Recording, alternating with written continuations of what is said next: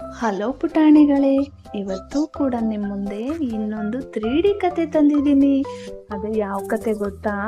ಒಂದು ಸುಂದರವಾದ ಕಾಡಿನಲ್ಲಿ ಒಂದು ಮುದ್ದಾದ ಪುಟಾಣಿ ಸೋಮಾರಿ ತೋಳವಿತ್ತು.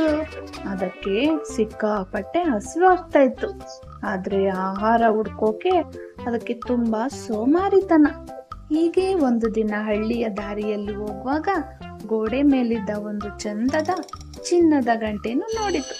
ಅದಕ್ಕೆ ಒಂದು ಉಪಾಯ ಹೊಳೆಯಿತು. ಕಾಡಿನ ಎಲ್ಲಾ ಪ್ರಾಣಿಗಳನ್ನ ಕರೆದು, ನೋಡಿ ಸ್ನೇಹಿತರೆ, ಈ ಗಂಟೆ ತುಂಬಾ ಮ್ಯಾಜಿಕಲ್ ಆಗಿದೆ. ಯಾರಾದ್ರೂ ನನ್ನ ಹತ್ರ ಬಂದು ಕತೆ ಹೇಳಿದ್ರೆ ಈ ಗಂಟೆ ಜೋರಾಗಿ ಸೌಂಡ್ ಮಾಡುತ್ತೆ ಅಂತ ಸುಳ್ಳು ಹೇಳಿ ಎಲ್ಲಾ ಪ್ರಾಣಿಗಳನ್ನ ನಂಬಿಸ್ತು.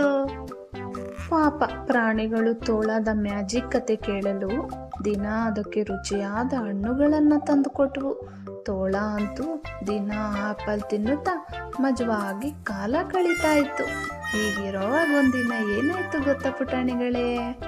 ಅಲ್ಲಿಗೆ ಒಂದು ದೊಡ್ಡ ಸಿಂಹ ಬಂದಿತು.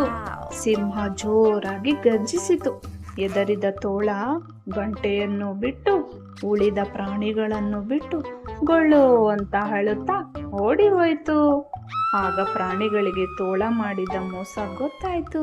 ಕೊನೆಗೆ ತೋಳ ತನ್ನ ತಪ್ಪನ್ನು ಒಪ್ಪಿಕೊಂಡು ಎಲ್ಲಾ ಪ್ರಾಣಿಗಳೊಂದಿಗೆ ಕ್ಷಮೆ ಕೇಳಿ ಪ್ರಾಣಿಗಳೆಲ್ಲ ಒಟ್ಟಾಗಿ ಖುಷಿಯಿಂದ ಇದ್ವು. ಈ ಕಥೆಯ ನೀತಿ ಏನು ಗೊತ್ತಾ ಪ್ರಾಣಿಗಳೇ? ನಾವು ಯಾರಿಗೂ ಸುಳ್ಳೇಳಿ ಮೋಸ ಮಾಡಬಾರ್ದು. ಈ ತೋಳ ಕತೆ ನಿಮ್ಗೆ ಇಷ್ಟ ಆಯ್ತಾ? ಇಷ್ಟ ಆಗಿದ್ರೆ ಈ ವಿಡಿಯೋಗೊಂದು ಲೈಕ್ ಮಾಡಿ, ಹಾಗೆ ನಮ್ಮ ಪುಟಾಣಿ ಲೋಕ ಚಾನಲ್ನ ಸಬ್ಸ್ಕ್ರೈಬ್ ಮಾಡಿ. Thank you.